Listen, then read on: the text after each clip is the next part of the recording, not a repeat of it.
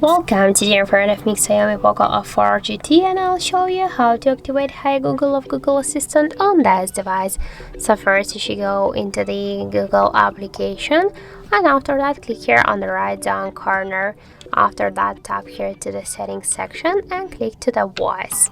After that here tap to the voice match, and now near the Hey Google you should click here once on the switcher, then tap here to next. Read the description and click yes, I agree. After that tap to continue and click to the voice model, then just tap to retain voice model and say okay Google, okay Google, once again hey Google, and one more time hey Google.